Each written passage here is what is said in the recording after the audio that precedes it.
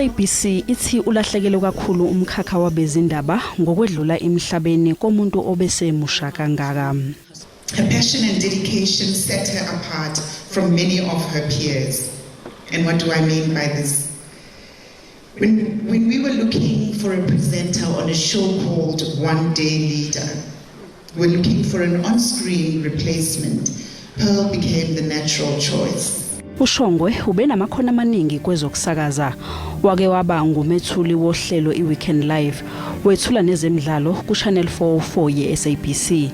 Udlule emhlabeni esengumfundi wezindaba eMefro FM, nomethuli wohlelo iDaily Theatre kuSABC 1.